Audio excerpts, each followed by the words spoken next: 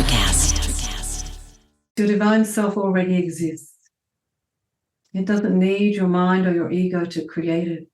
And let go of any dictates that you have to walk a certain way, be a certain way, speak a certain way to be spiritual. In every moment, you already are spiritual because you are a divine spirit. And your divine spirit is simply waiting patiently for the day when you make the choice to connect with it and to allow it to walk with you in your life on the earth. It's not for you to set aside a day and become spiritual on that day. It is to open your heart to the spirit that you already are and to be your spirit every day. So let go any beliefs of what that should be and how that should look for you. Simply open your heart and make that connection each and every day and just let your spirit be present. Welcome, beautiful beings, to season 2 of the Cosmic Love Antenna podcast with your host, Harrison Ma. This podcast sets the loving intention of creating the mystical space needed to pull back the layers restricting health, alignment, and love. Now let's walk you home to your cosmic spiritual heart space. Good morning, afternoon, evening, beautiful souls. Welcome back to the show and today's lovely deep dive into a powerful mystical and spiritual topic. And you can probably hear it in my voice. I'm very humbled, very grateful, and very in a deep state of love to introduce this beautiful guest I have on the show today and have this conversation to share with you. But before I get to her and her heart, I want to remind all of the wonderful listeners that are joining the show today that are new to this podcast and platform and discussion. If you get a lot of value out of this chat today, and if it opens up your heart in a new way, you can share this out far and wide to a friend, a family member, and a lover.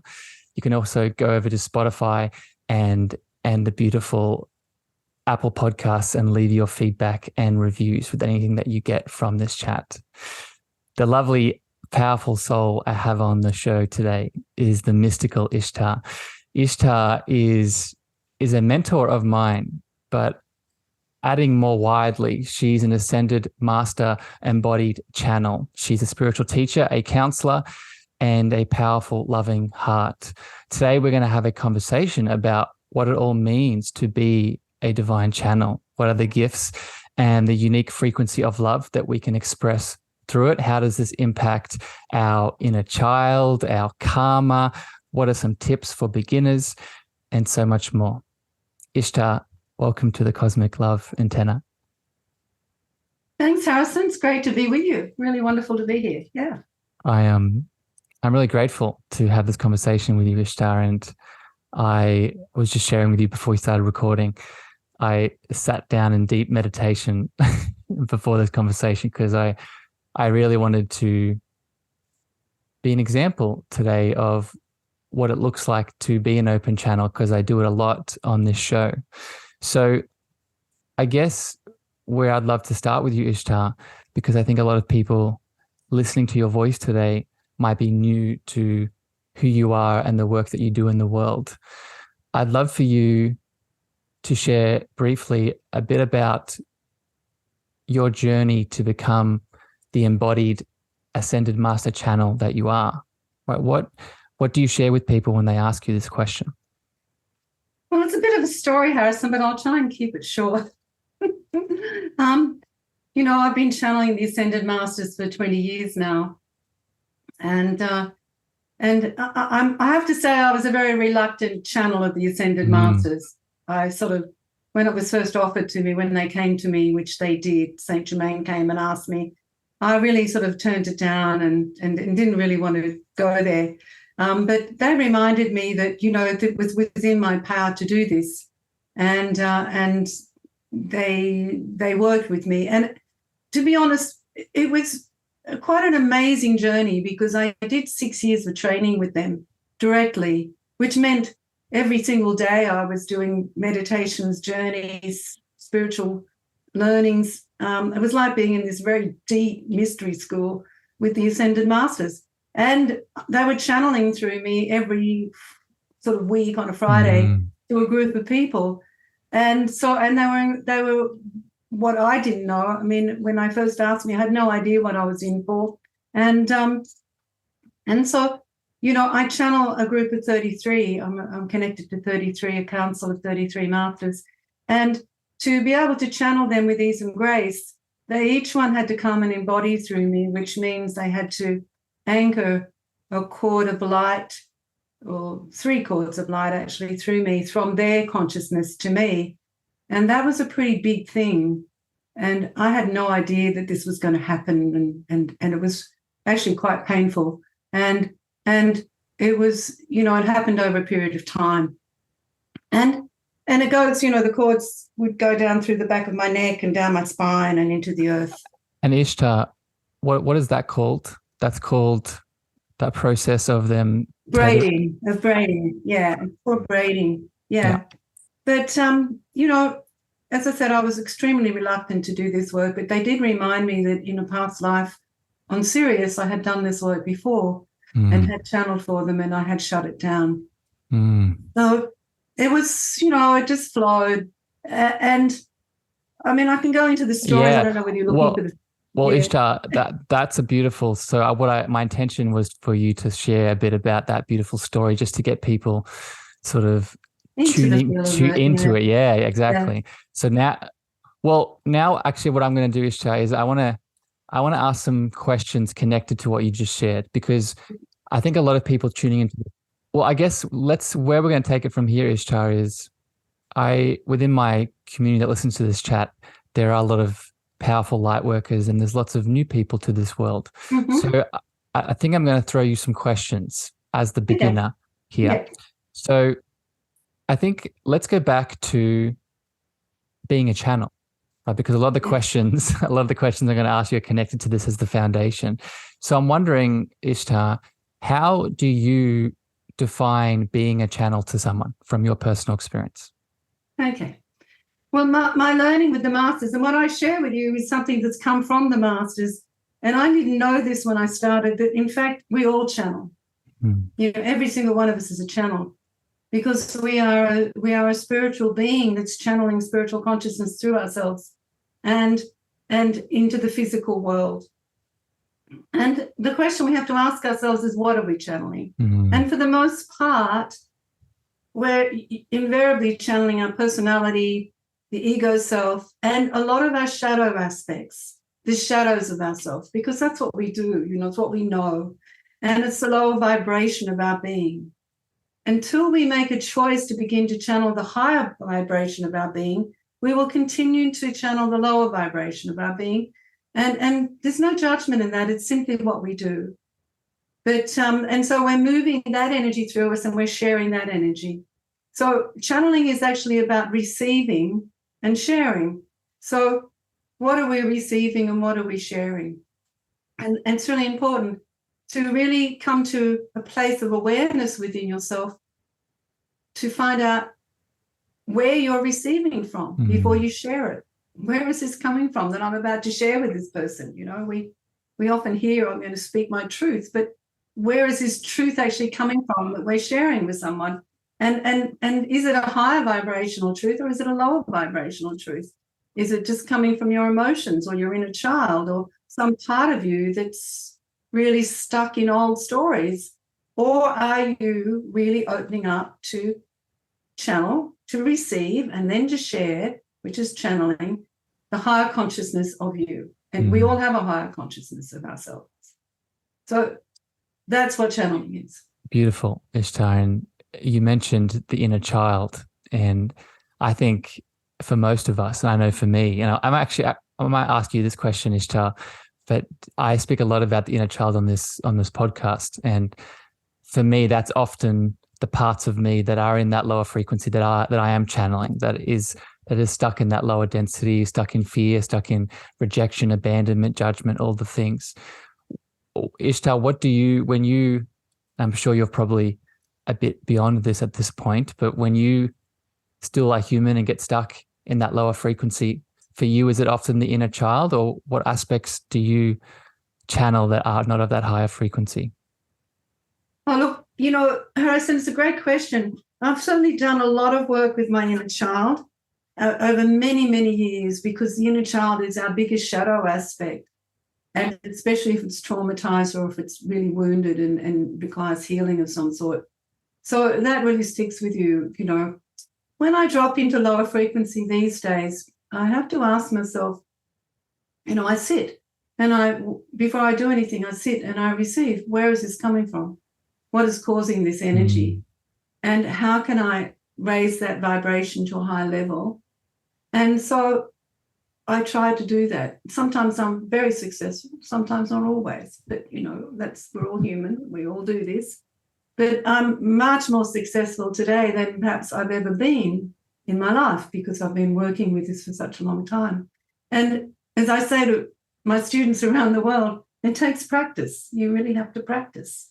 You can't just think it's going to happen in the first time you do it. So you have to be gentle with yourself, kind with yourself, non-judgmental, and practice.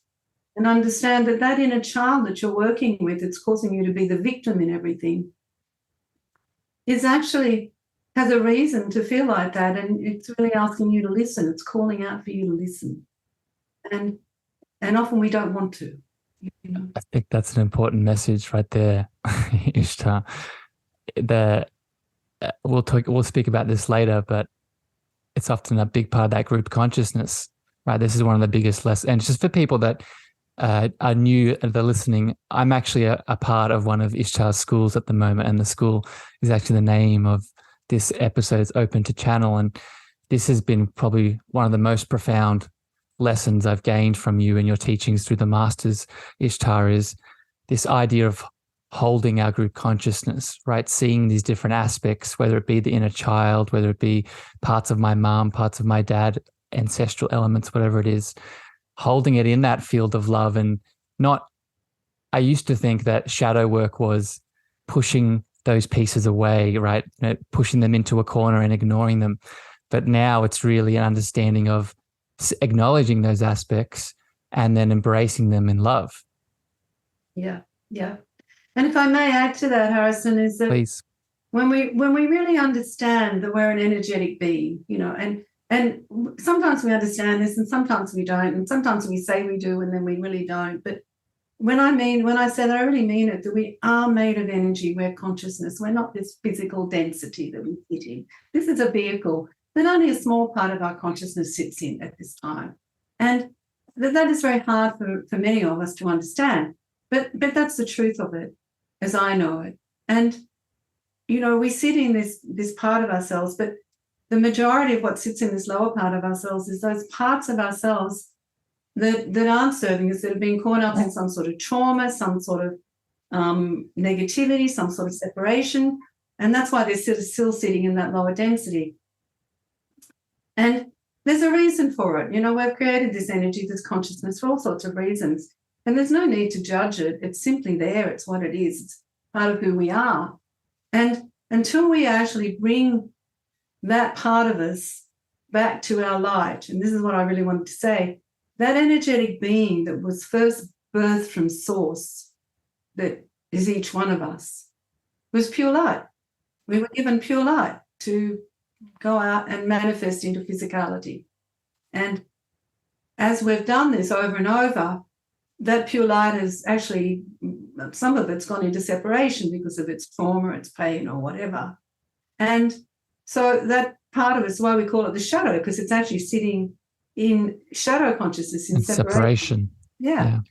So what we need to do is to bring that back to its truth, back to where it started, back to its divine light, so that our being, once more, instead of being a being that's sort of light with lots of different dark shadows in it, becomes a being of pure light. And really, it's that simple. It's that simple. Yeah. It's such a beautiful image when you say that, Ishtar. I close my eyes and I can see it so clearly through my clairvoyance, because it's a divine truth, right? That's inside of us. Right. Yeah. Let's step back a little bit here, Ishtar.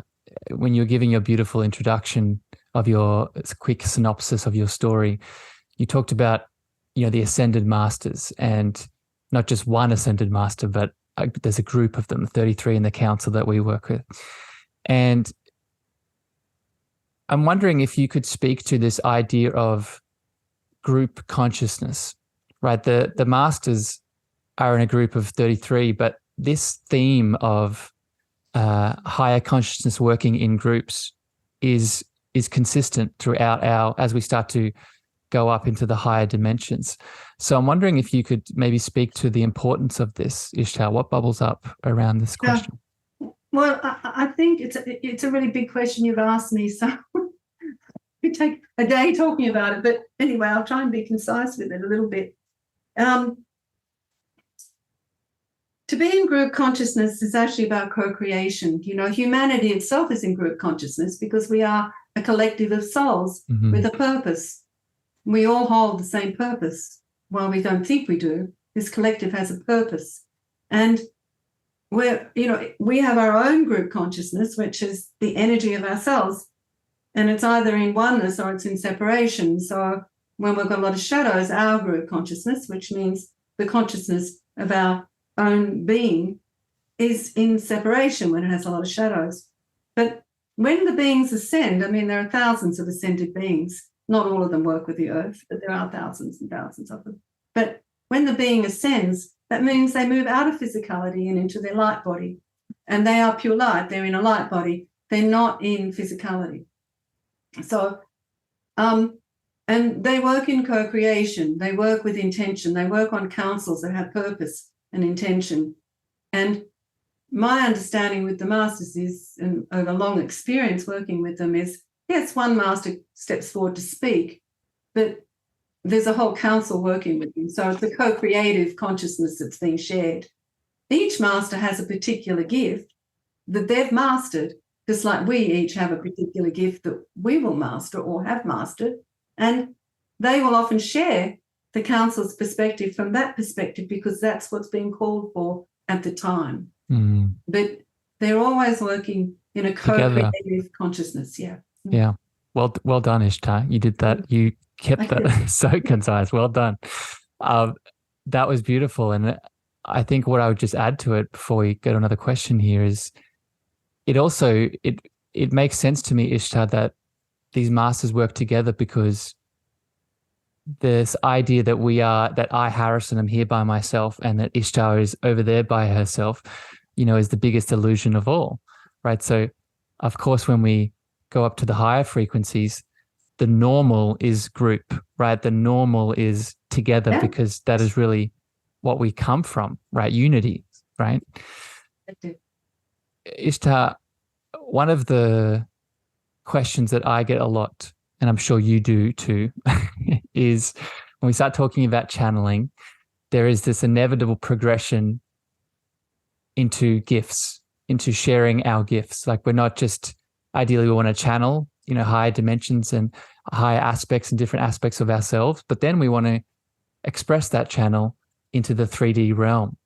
So I'm wondering, Ishtar, if you can speak to this idea of using our channel to then express our 3D gifts. So for me, for example, a big part of my gift at the moment is my voice and sharing my voice, and my channel often comes through my voice. So what does this look like maybe for you, Ishtar, and what advice would you give to someone that wants to open their channel to express their gifts?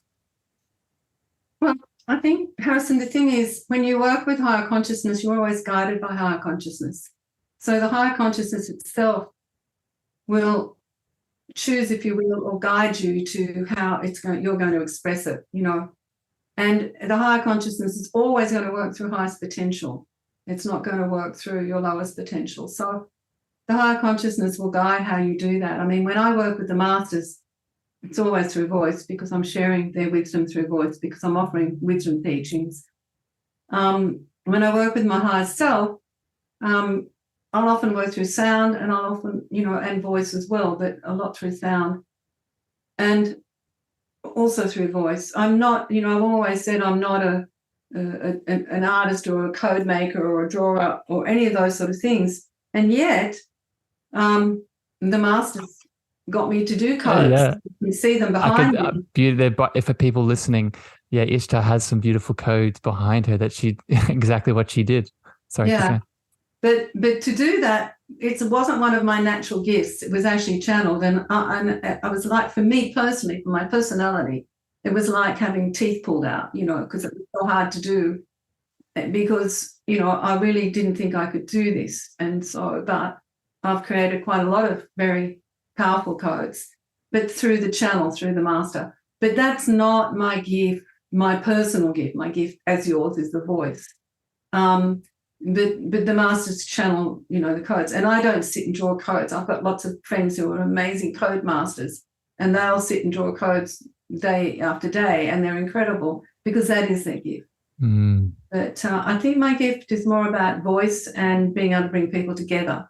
And I think that's really part of my gift. You do that beautifully, Ishtar, and I've only got to experience a little piece of it, but I just, from the little piece that I've experienced, it's just exploded my world. So I just want to share some gratitude and some love for you in that moment and that gift itself.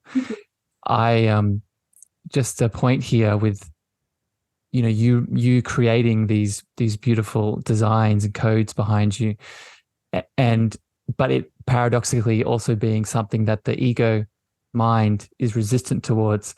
Just for people listening, I've noticed that has been one of the biggest signs and symbols for me that I'm actually channeling. So how I see it, for example, is when I'm journaling and writing something, when I'm connected to my channel stream, and then I'll go back and write it. I'll go back and read it again, and it'll feel different. It'll feel like the same frequency that I was in, even when I go back to look at it. So I think just this tip here for people, this is how we know we're in the stream, when it's beyond the mind, right? That's right. And when you talk about the stream, you're talking about a vibrational frequency of consciousness. And, when people channel, if they're really channeling higher consciousness, my experience is that you really should be able to feel that vibration touch you somewhere. And if you can't, then invariably they might be channeling their mind. And there's a lot of that going on, I know, and that's fine, but I prefer to listen to higher consciousness in someone's mind, personally. But also, the other thing is there's two ways of channeling. You channel and there's several ways. You channel and you share it through your voice. You channel it and you share it through art or whatever. You channel it and you share it through sound. Light language. Yeah, which is light language, sound, mantras, whatever. A lot of singers, you channel it through and you share it through writing. I mean, there's lots of books that have been written that are obviously channeled, even if the person doesn't know. And there's also a lot of channel books written. Of course, dance and music is all part of channeling. Lots of musicians channel. They're bringing it through in music. They're bringing it through in dance and movement, because the body becomes a living channel, So there's all of those sort of things where the vibration is moving through you, and that's part of the channel. And also there's the download, where it's just given to the mind and you share it immediately, and that's another way of channeling. Esther Hicks does that. She sees and then channels. She just shares it immediately from her mind. Yeah. And so I'm happy you brought up this point with Esther Hicks. So she, and correct me if I'm wrong here, Ishtar, but she is different to what you do with the masters. I'm wondering if you can make this distinction for people listening. Yeah. You're an embodied channel, where Esther Hicks is getting the downloads, correct? Yeah. And there's, they're both very powerful channels, and that's my understanding anyway. It's my understanding of it. So when she receives and she quickly gives it to you, it's like really fast, and it comes out, that's that like staccato, and that's the channel coming in, and the mind's grabbing it and just sharing it straight away, or the higher consciousness of the mind, of course, it's, coming in that way. It could be coming through the third eye and they're sharing it. Could be coming through the some part of the consciousness in the mind. And that's being shared, as opposed to an embodied channel is when the consciousness actually comes into the physical body. Now, when I channel a master, I'm not channeling the whole master doesn't come into my body, because I would die if they did. It would implode me or explode me. Just a small piece of the consciousness comes in, and that small piece of consciousness, the vibration of that's enough to, When I first did it for the first few years, to put me in complete trance. I was in trance state for quite a few years. And then as they braided more with me, I could come out of the trance. But it still just expands your frequency itself, to open up. Ishtar, question, I think you've answered this before, but I would love for you to explain this to people listening. When the master comes in and is speaking through you, are you aware in that space? Like, is the Ishtar frequency conscious of the ascended master frequency that's speaking? Yes. Now, when I first started to channel the masters, of course, I was in trance, so I was, but I was aware that there was this huge consciousness, really filling me, expanding me, touching me, whatever. Now I know immediately when that stream comes in, because I can sense it immediately. I mean, just this morning, I was working with the Mentors of Love and Wisdom where we're doing our end of year closing ceremony, and I was doing the meditation and the ceremony, and I wasn't at all prepared for the masters because they hadn't told me they were going to drop in, but they did, So as soon as I felt that energy, it's a different vibration to me because I was doing. As soon as I felt that, I just took a breath, and I'm very used to it now, so I just let the voice come through me. You. Yeah, and it comes through. So yes, I'm aware, and then I just let go. Do I remember what's said? No. I might immediately after understand a few things or remember a few things, but no, I have no real contextual understanding or memory of what's been said. So thank you for sharing that, Ishtar. And I feel the audience, a question that bubbles up around that. And then I want to get into another topic here, but I have to ask this because I know that this has been a big part of my journey, and it's actually something that I aim to support people with. In that experience that you just defined, a part of the mind and the ego can react to that experience with fear, right? Being taken over by something in general. So I'm wondering, what advice would you give to people, and what did you do, Ishtar, to move through that initial fear that might have came up when the Ascended Master comes in to speak through you with their frequency? Thank you, Harrison. Well, I'm going to say one thing first, is that there are very few Ascended Master channels on the planet. And, there's a lot of people that might want to be an Ascended Master channel, but seriously, it'll only happen if you have a contract with them. If there is some sort of contract for you to do this, it's not going to happen because your mind says, I want to be an Ascended Master channel. So I think that's really important to state that. And what I encourage is for everyone to not channel the masters, because that's not what we do, is I encourage you to channel your higher consciousness. And every student is given the name of that higher consciousness, which I channel for them, and some understanding about that higher consciousness, because that's the higher consciousness of you that you're asked to channel and anchor, because it holds specific gifts that you as a soul have agreed to anchor on earth at this time. So this should be the focus of anyone, any student that's looking to a channel, because you're already channeling, but what you're being asked to do is to now change your focus to the higher consciousness of you and not the lower consciousness of you. Now, you may receive messages from the masters, and we do encourage that during the work, but it doesn't mean you have to channel them necessarily. You're receiving messages. It's a different thing than an embodied channel. Coming back to my story, when I was first asked by the masters, it was in a meditation, and I'll share this story now. It was in a meditation group. I was holding meditation groups, and it was during this meditation group, there was quite about 30 people there at the time, and we'd just done a meditation. It was a guided meditation that I offered, and we were just sort of waiting for everyone to come back into the room, in their consciousness. And as they did, I heard this, as they were doing that, I was just sitting, I heard this voice, very clear voice in my head saying, we're the Saint Germain, we've come to offer your group a gift. And at that stage, I hadn't known about the masters a few years previously, but by that stage I did know about the masters. I'd heard of them.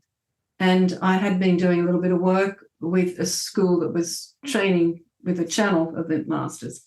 And I said, oh, well, that'd be nice. And thinking, he was going to say, well, I'm going to place a star in everybody's heart or a rose in everybody's third eye or whatever it might be. And I said, oh, thank you very much. That'll be wonderful. And then I said, oh, well, what will the gift be? And he said to me, everyone can ask a question and I will answer it. And I said, how are you going to do that? And he said to me, through you, beloved. And I said, no, you're not going to do it through me. This is not going to happen. I can't do that. And he said, yes, beloved, you can do that. And he did use the word beloved. This is exactly what he said. And I said, no, I can't. This is not happening. So anyway, what he did was in my fear, because this was fear coming up, and also that I couldn't do it. And another part of me didn't want to do it. I had this was not my calling. I didn't want to be a channel for the Ascended Masters. I didn't ask for it. I didn't seek it. It came to me in that way. And so in the next breath, he said to me, just breathe, beloved. And so this wave of energy just moved through me. And it took away everything, took away my fear, took away I just went into this state of, I don't know, peace, bliss, whatever. And so I told everyone in the group, and of course everyone in the group thought it was a great idea, except for me. And so we started, and people asked, we went around the group, people asked a question, and he answered it. Now, at that stage, because I hadn't had braiding with the masters, my head felt like it was pushed down at the back by hand to my chin, and I couldn't raise it. I could not raise my head. And it wasn't easy to hear me because I was probably mumbling as he was speaking, but everyone seemed to understand what was being said. I had no idea I was in complete trance. Halfway around the group, I came out of my trance and I felt like I was going to vomit. I felt really sick. I said, I've got to stop. I can't do this anymore. It's all too much. I can't do it. And he said, just breathe, beloved. It'll be okay. And then the next minute, another wave of energy just went through me. And I went back into peace again, back into the trance, and he completed channeling for 30 people. Yes. So thank you for sharing that story. I've only read it. I haven't heard you speak it before. So it was very powerful. It is, yeah. And just a reflection for you and for people listening. There's a lot of themes of surrender, right? A lot of themes of letting go, right? Letting go into not just your own fear and maybe stories, beliefs, trauma, pain from the past, but also the sort of divine will, divine presence, divine love that's coming in this case, in the form of the Ascended Master. But I know that has been really, as you were sharing that story, I was just getting flashes of how I've seen that more and more in my channel, right? The fear coming up. And I just wanted to make this dot with what you said before, whether it's an Ascended Master or it's our higher self or our divine presence internally, I've noticed, there can be similar fear of unworthiness or not good enough, or what am I receiving here? And I think for me, that big tool of surrender has been a really big, powerful role. Ishtar, I'd love to ask you a question now about being a multidimensional being of light. And you referenced this before when you were talking about that light body that we are. And just a little bit of a story here. Before I got into this work in your school and started doing this, opening my channel, I used to see that term within the spiritual community and really just have a lot of resistance to it and confusion. And most of it was probably fear as well. But it wasn't until I started doing this work and starting to connect to my higher self. And just to make this clear, when Ishtar referenced, she channels the students, the names of their higher self. Ishtar's done that for me. So as I've started to connect to my higher self, I've really started to understand what it actually means to be that multidimensional being of light. So I'm wondering, Ishtar, if you can explain this a little bit more to people. So, and maybe, because I know it's a whole topic in itself, maybe explain it through the context of how can I, Harrison, be here in this room with Ishtar now, and also so my higher self is of Syrian background as well. How can I have a higher self that is on another dimension from another planet, but still also that being a part of me? Okay. Ooh, Tough, easy question. well, we come into the law of physics, I guess, and Einstein understood this very clearly, and lots of people have opened up to it and understood it. That in this world, exactly where we're sitting, wherever you're sitting right now, wherever you are right now, all around you are very dimensional vibrations of consciousness. All around you, they're not up. It's not really linear or descending. It's actually all around you, and so you can be, and really what it is dimensional consciousness is vibration. It's actually speed of light, speed of energy that's moving, and that depends on your consciousness. So various parts of your consciousness is sitting in the 3D, moving at 3D energy. Various parts of your consciousness is moving at other speeds of light and other speeds of energy. Now, because of the 3D energy, it's important not to try and let your 3D energy try and expand out into all the other dimensions, because this is what happens a lot when we get, some what we call mental illness at times, or when we blow our whole stream, basically. And so I really would be warning everybody to try not to do that, because I do know there's a lot of movement we want to be somewhere else. But we aren't meant to be somewhere else. We're meant to be here. But I think to understand your multidimensional nature is to understand that you're not alone here. You are a small part of a very large consciousness of being. And you are the small part, this personality that you and I are having this conversation with, surrounded by numerous parts of ourselves, also listening to this conversation through different streams of vibration, are all present. And we're not just this one personality having this conversation. Mm. And when we're in the physical body, it vibrates at the third dimension, and so it should, because it's made of that energy. And I know a lot of people judge it and say we should all be out in the fifth dimension. Well, seriously, some parts of us are already in the fifth dimension. Other parts of us are in the seventh, the 17th. We're already there. It's not about taking this somewhere else. It's about actually anchoring what the somewhere else is here, So it's not about getting out of here. It's about being here in our beingness, in our as whatever we can be. And the thing is that a fifth or seventh dimensional consciousness is not going to come all the way to the third dimensional consciousness. We need to actually activate our energy a little bit or enough to meet that other energy. So you need to meet it halfway. And then express it here. Yeah. Right. I think through your channel. Yeah. Through your channel. I think that's another way of describing that is spiritually bypassing. Right. Yes, that's what spirit. Yeah. For people that might be familiar with that term, it's, going to that 7th, 12th, higher dimension, whatever it is, but then, not expressing that through the 3D form here in this 3D world. Right. It goes. Sorry, go, Ishtar. No, and Harrison, that what's called spiritual bypassing. It comes from fear, and it's just really accepting that, and it's natural for us to feel what we can't see, what we can't touch, what we don't know in this 3D world, and it's not easy for our spirit to be in this 3D place. It isn't, and it's to honor that. But the thing is, it can be a lot easier when we really start to connect and channel our higher consciousness, because it comes and supports us. It gives us guidance. It opens up gateways and doorways for us to other parts of ourselves that we need to know about, and that can really help us to anchor a new consciousness here. And that's what this is all about.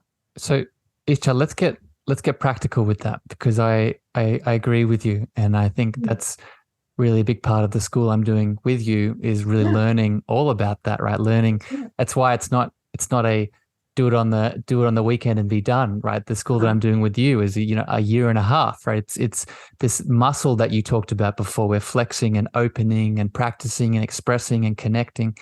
So I'm wondering, Ishtar, if you could give some tips for us, right? I know I don't want it to be quick, but I do want people to take some practical things away from this conversation. So let's say that other than, and we'll talk about this at the end, about your school and doing teachings under your system, but other than doing that, what's some advice or some practical tips you can advise someone for starting to open up to their multidimensional self, whether it is just their higher self for now?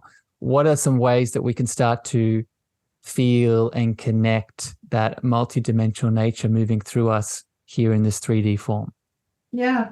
Well, Harrison, sort of, if you can open up to your higher self, not even for now, but, that can be a lifetime's work, and it's such an amazing thing to do. And each one of us has a higher self that we've agreed to connect with and to anchor their gifts here on the earth. And that's part of our contract with our own being.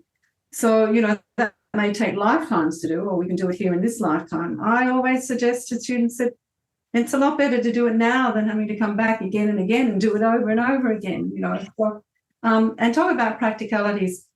I'm really well known for being very practical about this work. So practicalities means don't get caught up in superstitions and stories. I think the first thing is have a look at your stories. What stories are you running about your spiritual self? Because there's so many stories out there.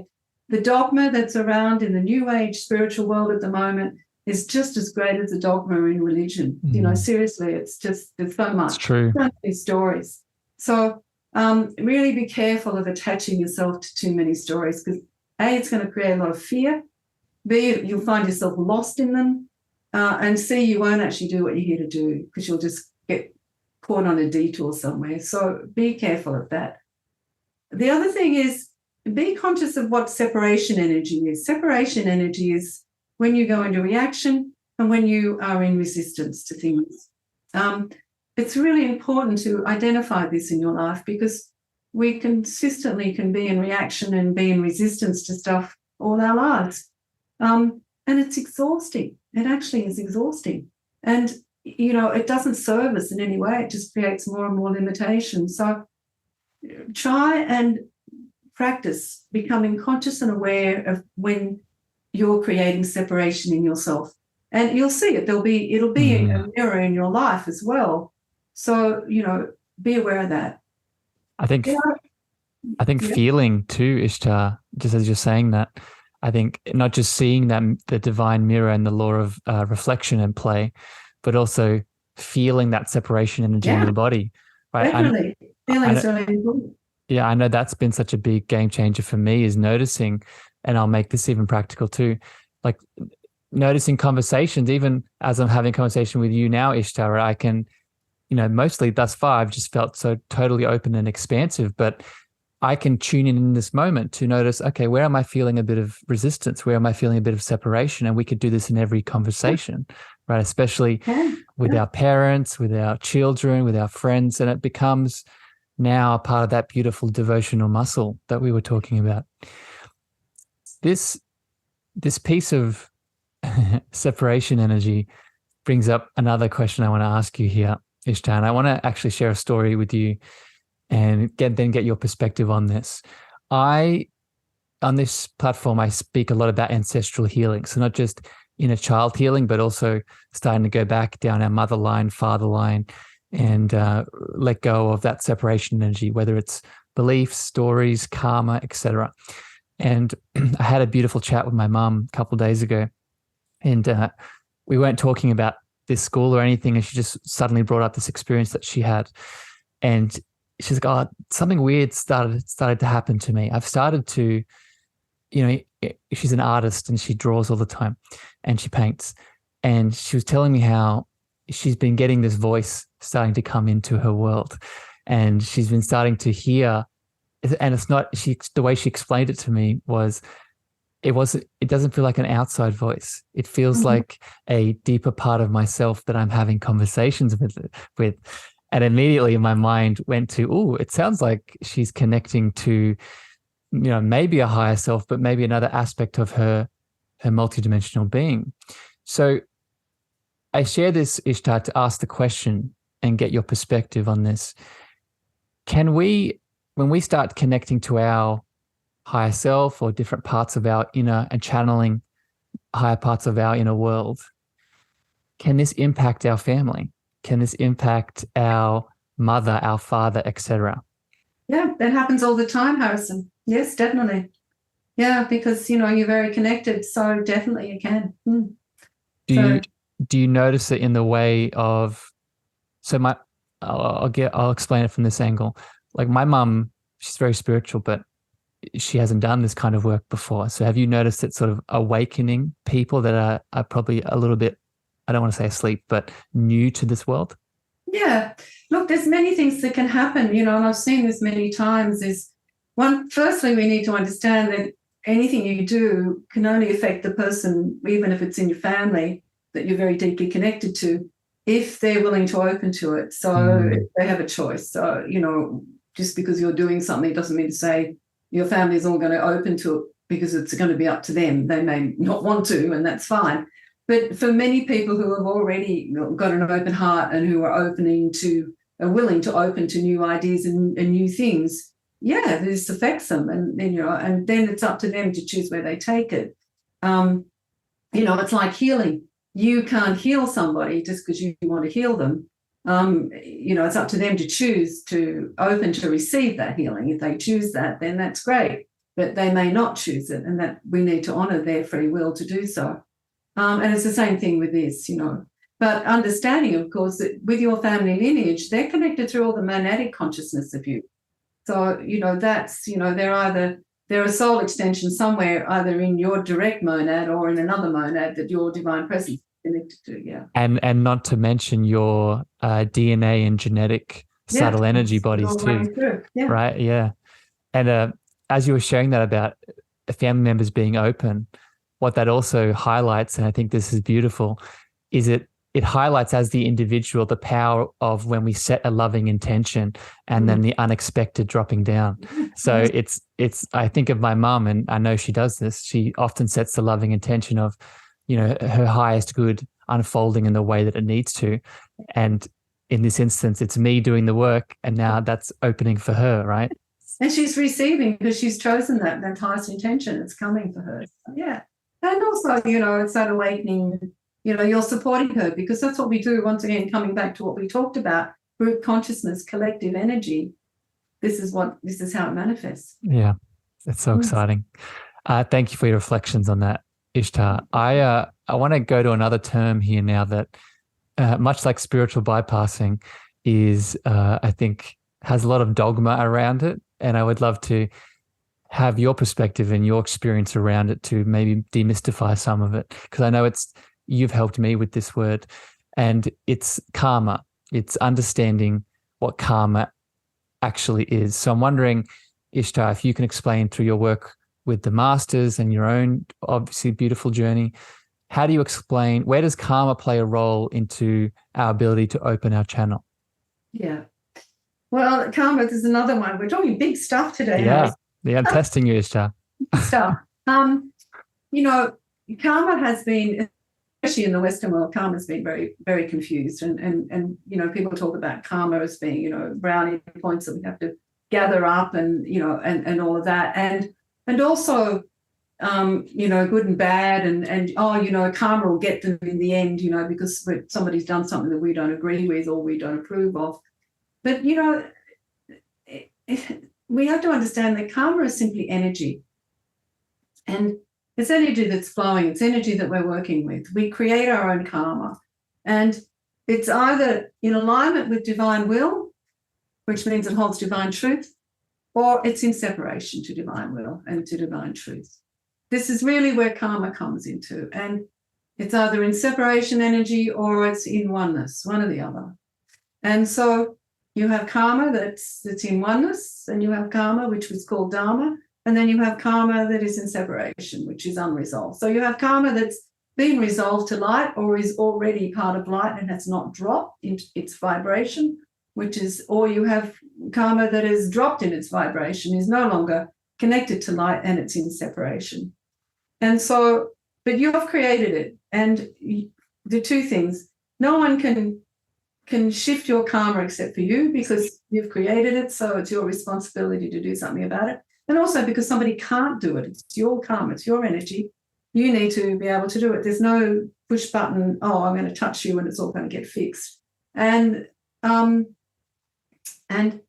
secondly, it's really part of your growth and your experience is to really resolve this karma. And it's that simple. And it comes back to, when the karma is unresolved, that's when you have aspects of shadow instead of aspects of light, because an aspect is just an aspect of our consciousness. It's a part of us. So is it an aspect of light or is it an aspect of shadow? If it's an aspect of shadow, it's going to have karma, and it's going to have unresolved karma. If it's an aspect of light, depending on its in vibration, it may have a little bit of karma, unresolved karma, but overall, it's probably got mostly dharma.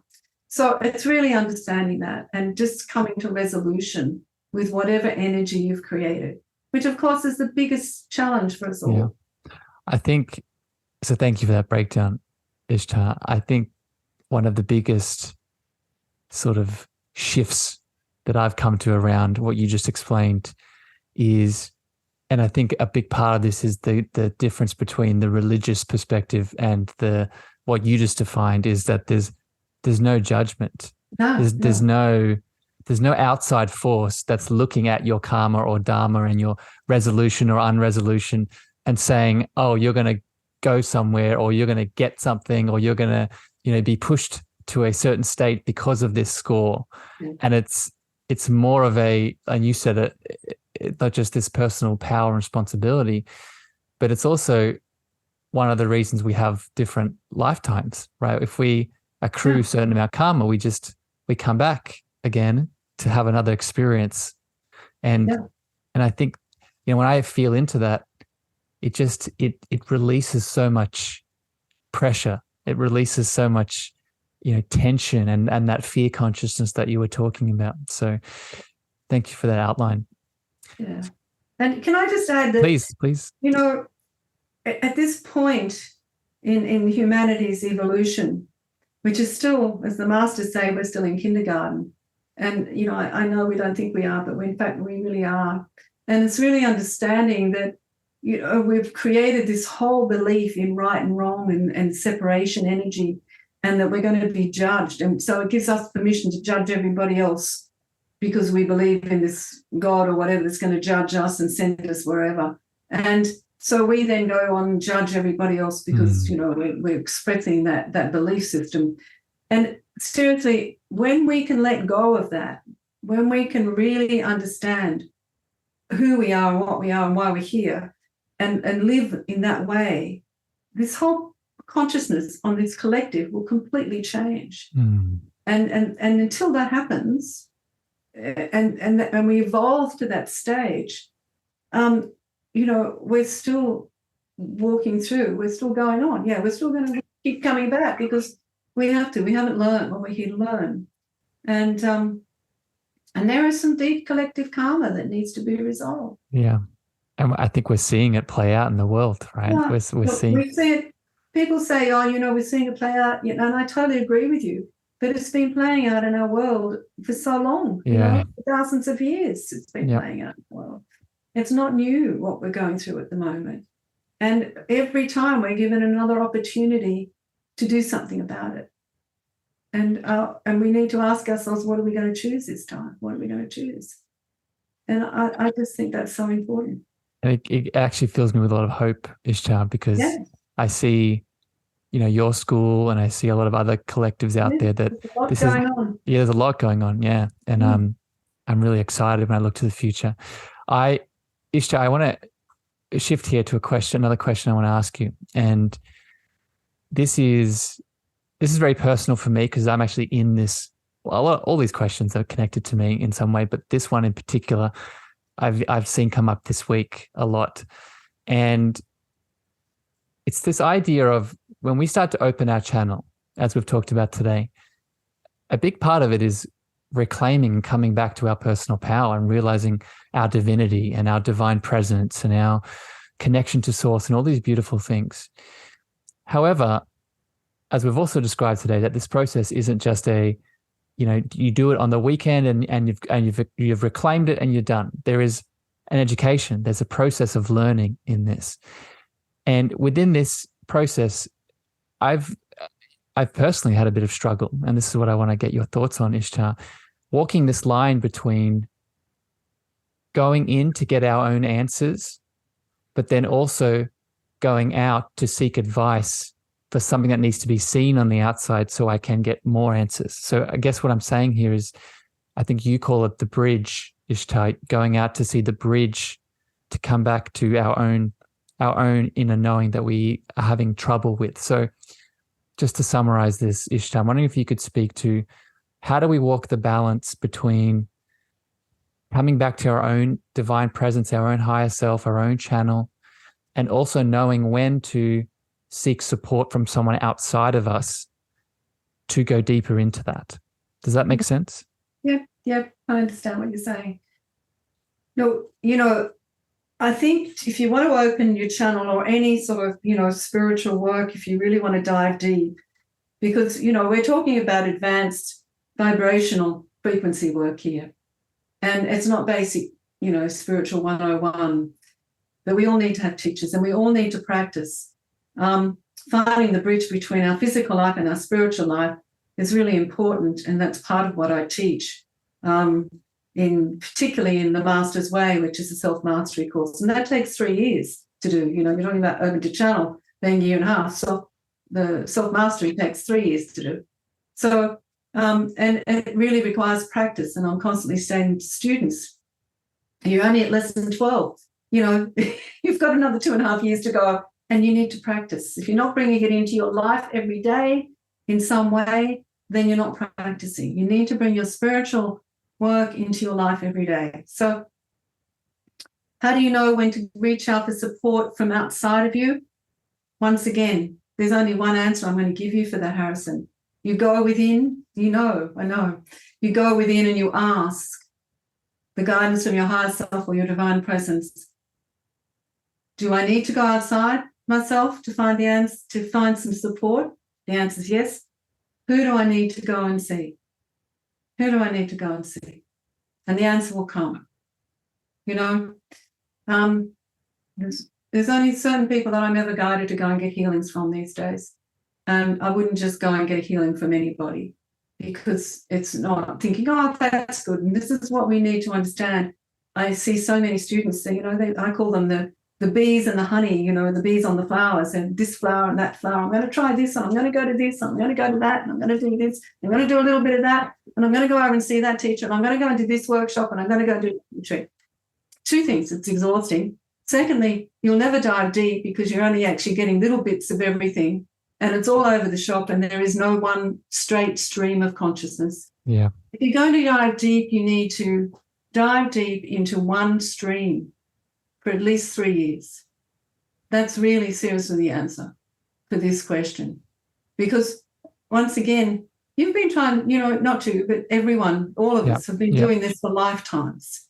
And I see students sort of suddenly after 6 months really thinking that it's going to shift everything in 6 months. Mm-hmm. And you don't want to push it, because if you do, and Kundalini rises really quickly, then you go into this incredible blissed out state. You haven't got a clue where you are. You're no longer anchored on the earth. And you actually take maybe 3 years then just to get out of that state and to be present. And that's not what you want to do. In the process, you actually blow all of your filaments of light. And that's something you don't want to do, because that just has ongoing issues. I've seen that. I've worked with students like that, and it's so hard to bring them back and not, to really help them to anchor again. So once again, step by step, guidance. If you can't get guidance, go to your teacher and ask for advice and say, look, I feel I need support with this. Can you give me some advice on where I need to go for that? If you can't receive it for yourself. And that depends. Sometimes we're really good at receiving, sometimes we're not. And the other thing that I share with students a lot is, because I ask students to sit and meditate, as you know, in the Open to Channel class. And I say, ask your master. And you can go to your master and ask your master, because all students in my work are assigned a master.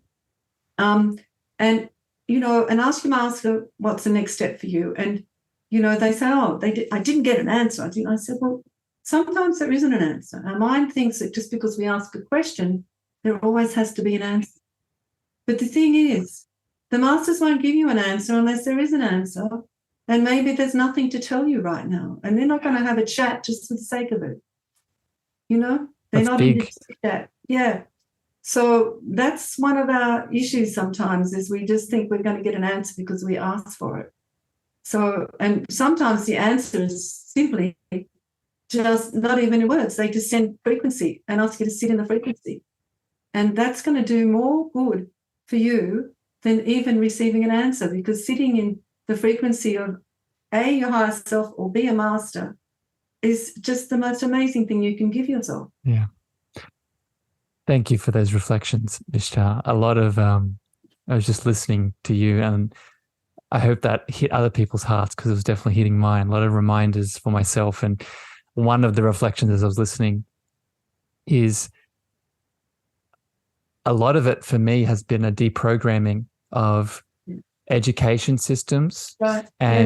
and also, well, let me just speak to that for a second. Education systems where I feel like I'm constantly being marked wrong or right. So when I am doing this and there's pressure of asking and checking and doing and there's this force of this belief system and these stories that, they're not real, they're illusions. But whether it's the inner child we talked about before, or even further back ancestral elements, they're there. They're aspects that are sort of taking hold in many ways. So I share that for other people listening. And then there's also, and we've spoken about this today as well, the religious elements, right, that are there, that are also saying, look outside of yourself, that are also saying, of course, don't go inwards first, go to the external priest, power, energy for the thing that needs to be seen and acknowledged. So I share that, one, just from my own acknowledgement, but two, for people listening, these things are entrenched. And, I'm sure we could have a whole other conversation about why they're entrenched, but just the awareness of it, I think, can help us shift and change, right? Ishtar, I'm really grateful for your time today. And I'm really, this has helped me in many ways, and I hope it's connected to people listening. I have a couple more questions here, and I want to be mindful of your time. One of the pieces I want to sort of get to here, and we talked about it before with inner child healing, and you referenced and I referenced, parts of the inner child that are unhealed, or parts of the inner child that are still in that fear or separation energy. But there's also something in relation to the inner child, and I've referenced it in your teachings, called the cosmic golden child. And this is the more spiritual side of the inner child that we can connect to, that's beyond the fear and the pain, that can actually help us connect to more of our divine presence. So I'm wondering if you could share a little bit of this, Ishtar, about the power of the inner child that is not in that fear energy, that's more in that sort of cosmic loving energy. Does that question make sense? Yeah, and I actually, I'm going to say this, Harrison, too, because the cosmic child, or even the universal child, they're not necessarily parts of the inner child, and not all our inner children are, pain, although probably for most people we are, because as the masters say, any soul that's living on the earth today is probably traumatized, who's been on the earth before, because it's very hard to live on this planet without getting some sort of trauma. And, I think Saint Germain once said that, we all have post-traumatic stress. So, and I think that's important to honor, because, most of us are struggling, and it's important to honor that, not to think that you shouldn't be struggling. Most people on this planet, most souls on this planet are, because it's a challenge being here. And the cosmic child is actually the cosmic Christ child. It's actually the Christed consciousness of your being. The masters called them child because we are the child. We are the children of God. So, it's not really recognized as part of the inner child. It's a separate consciousness of our being that's a whole different stream. But the inner child is, and I think I prefer to talk about the inner child, because Please. I train people. The masters gave me a healing modality around the inner child quite a long time ago, which I've now shared with several healing practitioners that I trust. And so they do this work. And when we do this work, we connect with the inner child. And there's several things that have come out of this that is really important. This knowledge of the inner child is to understand that the inner child is that part of you up to the age of 6 or 7. And, you know, it's not just in this lifetime, it's part of you that has existed up to that age through numerous lifetimes. And as we know, a lot of children up to the age of 7 have great memories of their past lives or have great experiences of their past life. And it's not until that physical energy body anchors at about the age of 7 that they lose that connection, because they're still very connected with all their past lives, particularly the last 1 or 2. And so that's there. And then when the physical energy body really anchors on the earth at 7, then that does create a disconnect to that consciousness, and you go on because you're more in your physical self. And that's how it is. But so the inner child, and understanding the inner child is working with its karma that has come through from several lifetimes. And so it's very prevalent. And often the parents that you have are there to reflect that karma to you. And of course, this isn't taught to parents or to children, that parents are actually there reflecting old karma that you hold, that you need to release. And yet you just feel that they're causing you more harm. And in fact, at times they may be, but in truth, they're really there to help you to release the karma on an energetic level. And until we contract. And until we understand this consciously, it's very difficult for us when parents are doing this. And so that inner child then sits in that trauma from past lives coming into this life, and you go on to grow up in your physical self as the adult. The parts of your energy move on. You become the adult. The child remains the child and stuck in that old trauma and sits there. And usually, you know, especially when you get to the age, you get to Saturn return age 28 to 32, you start to connect with your soul energy, if you choose that. And often then the inner child work really comes up, you know, it really, because it's been playing out for a long time, but it'll really hit you then. Ishtar, I just have to jump in here because I'm not sure if you know this, but I'm 30 now. Oh, okay, no, I didn't know. And this is probably funny to other people listening. It's exactly what you're saying. Like I've had this almost overwhelming pull to the inner child work that you're describing over the last year and a half because of exactly what you're describing. It's just been, I just have to validate what you're saying because I'm right now in it, what you're explaining. Yeah. And this is what happens. And I mean, the inner child has been playing out for a long time, but we haven't probably seen it until we start connecting with our soul, because the soul begins to awaken consciousness within us that we haven't, that we've been blind to. And that's fine, because in your 20s, you're actually meant to be in the physical world, playing out the physical world and discovering it. And you need to sort of be so much connected to your soul. Although, as many people in their 20s now are very connected to their soul energy. But the inner child is feeling, firstly, the inner child feels very lost because you've grown up as an adult and you've actually left the inner child behind. Now, often you put the inner child in the cupboard and you've locked them away.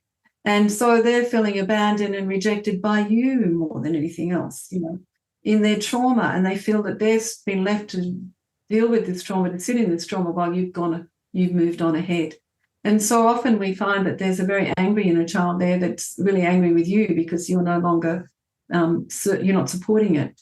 So a lot of the work that we do actually is there to help the child and the adult self, which is you, to come together, and for the adult self to start holding that inner child and bringing that inner child, because we want to bring the inner child to the adult self. We don't want the adult self to become the inner child. We want the inner child to become, to merge with the adult self. And that means that there has to be a lot of love and compassion and gentleness there from the adult to the child. And that can often be difficult when we're in our adult self going, I'm all grown up now and I don't want to be part of my child self. I'm going to ignore it. So there's that sort of stuff. And then, of course, a lot of the other work we do with the inner child is we also go back and look at the records that are held that are causing a lot of this, not just in the past listening, lives, but in past lives. And we work with resolving that old karma. And so there's a really big thing. It's not just looking at the records. The biggest part of the work is resolution, of bringing resolution to that karmic consciousness that is held by the inner child. And, you know, the inner child work that we do takes 8 months to a year to do a regular work. But it's really powerful. And we've seen so much shift and change with it, with people, you know, clients that we're working with. And so, you know, I think there's 5 practitioners around the world now that I've trained to do this work, because it's very precise work. It's energetic in nature, but if not done properly, it can also cause damage. So you really need to be with a practitioner who knows what they're doing. So I might have to talk to you about this off recording, Ishtar, because you're really getting me excited about it. Thank you for that. Thank you for that. All that education there. That's dominoes are moving over in my head. And just for people listening, if you've listened to this show for any amount of time, you know the importance of this work. And I'm going to put all of my past episodes for people tuning in the show notes, so you can go back and listen to some of the other episodes I've done on the inner child. And it's just so interesting that you described that about the anchoring of the soul and the presence of the inner child, because it so resonates with how my channel, and going back to the channel, you know, these aren't separate things, right? These are the exact, you know, we talked about at the start of this conversation, these are the exact lower frequency aspects in fear and in pain and sadness that are going to stop us from channeling the higher frequency parts of ourselves, right? So I'm in it right now. Ishtar, like I said, I've really enjoyed this conversation. I'm really grateful for you. I have one more question that I want to ask you, but before I get to that, I would actually love to give you a bit of space here now, if you feel open to it. What I tend to do with people like you, light workers, intuitives, channels, is for you to stand in the opportunity of maybe sharing some of these gifts, sharing a bit of this channel if you feel open to it, and anything that wants to come through. I know sometimes some beautiful messages might be wanting to express themselves. So I'm wondering, is there anything that you wish to share with us? And I'll just ask, I feel that, you know, what I'm receiving is so much has already been shared with you, because even what I've shared with you has come through, you know, the wisdom of the masters. Everything I've shared has come through from the wisdom of the masters. It's not my wisdom, it's what they've taught me and what I've been teaching for 20 years now, all around the world. And I think one of the biggest things, and I want to share this, and this comes from my heart and comes from the wisdom that I hold, is that the gift of coming to honor and acknowledge the divinity of you is one of the greatest gifts you can give yourself. And yes, this takes a little time, but allow that time, because in that time you get to know yourself more. And never be frightened of knowing yourself, because there is so much within you that you will discover that is filled with light, filled with love, filled with wisdom. And each one of us has been given free will, and this free will is honored by the source consciousness, the creation energy of this universe. And it's never judged. That it's very important to understand that when our free will is driven by our mind and our ego, it doesn't always hold our highest potential. And so if you really wish to live your life through your highest potential, then open yourself to the path of deep connection with the divine self of you, with your divine spirit. And don't do it through your mind or your ego. Do it through your connection, through your consciousness. Don't let your mind or your ego create your divine self, because your divine self already exists. It doesn't need your mind or your ego to create it. And let go of any dictates that you have to walk a certain way, be a certain way, speak a certain way to be spiritual. In every moment, you already are spiritual because you are a divine spirit. In every moment.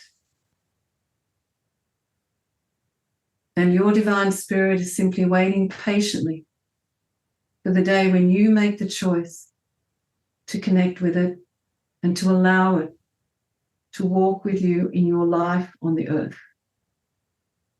It's not for you to set aside a day and become spiritual on that day.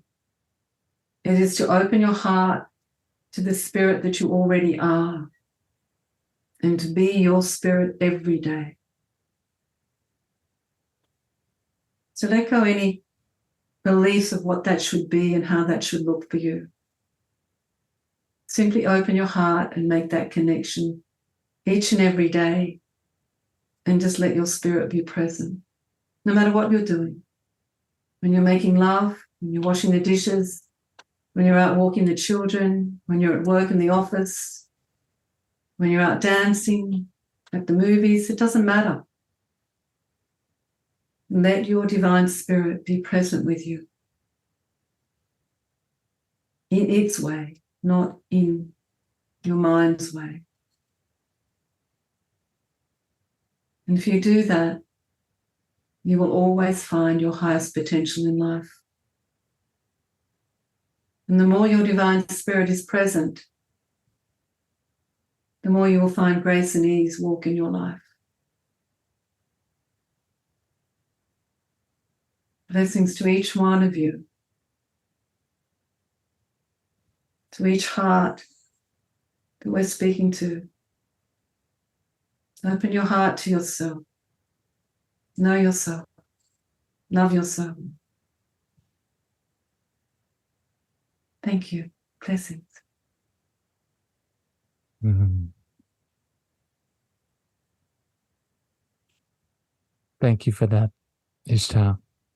I just want to have a big smile on my face as you were sharing that for many reasons, but also because I think, what you just did highlights beautifully what one of the main points we've talked about today I know that you started off by sharing that no master channel was coming through, but what ended up coming through was more of Ishtar, just Ishtar being her beautiful, powerful self. So I just want to say thank you for showing us an example of what that looks like. And it's a reminder to me to keep coming back to that channeling of more parts of me rather than looking for that external thing to channel. That's the message. So thank you, Ishtar. I love you very much. I want to give you quick space here now to share with anyone listening, if they want to get in touch with you, they want to learn more about your beautiful mystery schools and all the things you're doing in the world. What would you love to share with people too, so they can find out more? Oh, okay. You can just go to my website, www.ishtarmasterchannel.com, and you can go and look at the courses. We have several schools. We have the Master's Way, which is a 3-year self-mastery school. It's a really fabulous foundational course. It changes lives. It's taught in French and English. It's taught in many countries around the world by teachers. So really, really life-changing course. Open to Channel, which is really if you want to start channeling your higher self, this is the course to do. It's a school.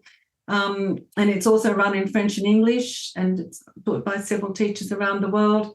And then, of course, my more recent school, which is part of the One Heart, it's a 2.5-year school.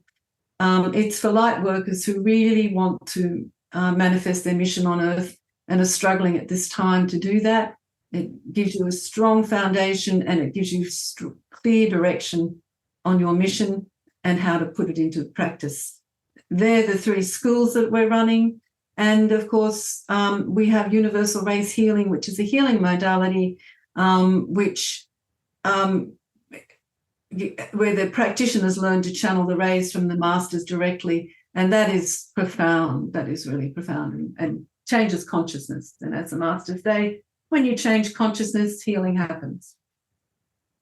For people listening, everything that Ishtar just talked about, I'm also going to put in the show notes. So you can go, if you're watching this on YouTube or Apple or Spotify, you can go into the description and you'll see the links to go straight to Ishtar's programs and her courses. And I'm just going to say from my heart, for everyone that listens to this show, if you followed me for any amount of time and you resonate with what I teach, this beautiful woman and all of the things she brings to this world, it will interest you. So definitely follow the pull if it's something that you're feeling called to.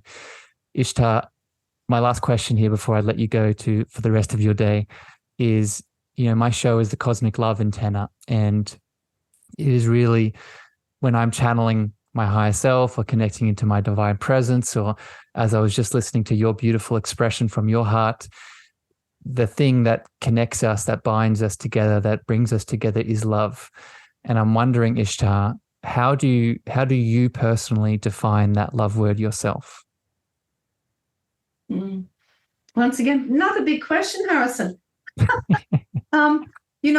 Love is it, and this is a word that's really bandied around in spiritual circles and everywhere on the earth, because we, everything's about love. We have stories about it, write books about it, sing songs about it.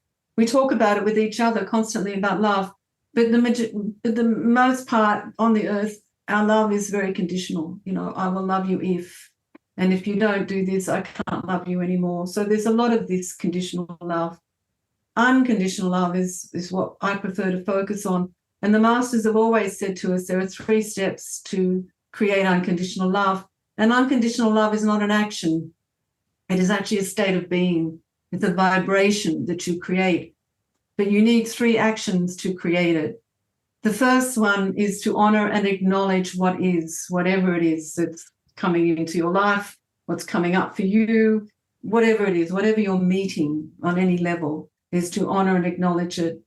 The second step is to accept it for what it is, whatever it might be. And sometimes the most challenging is to come into acceptance. And the third step is to embrace it back to light.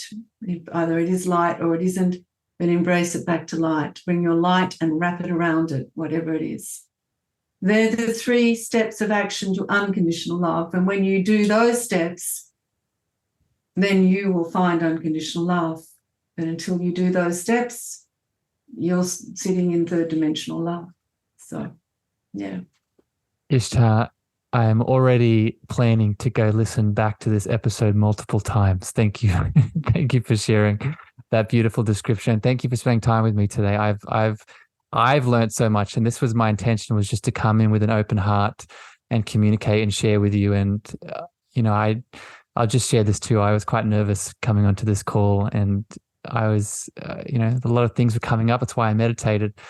And I just feel so full of love now. And I know that's a big part of me and my presence, but it's also the beautiful reflection of love that you are in this world. So thank you for your time, and thank you for spending so much deep mystical presence with us.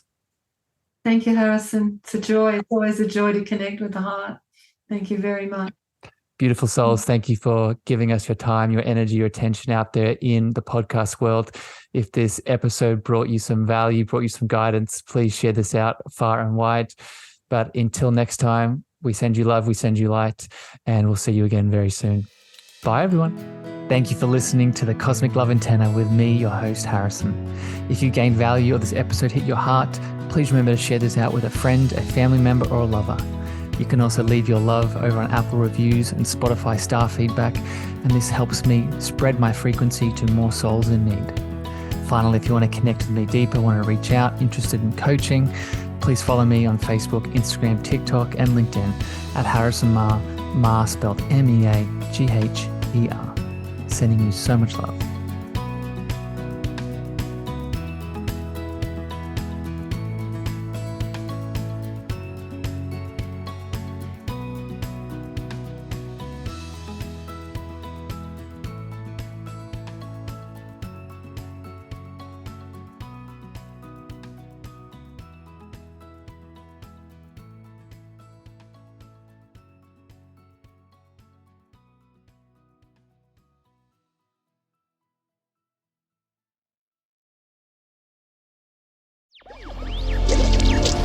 Electricast.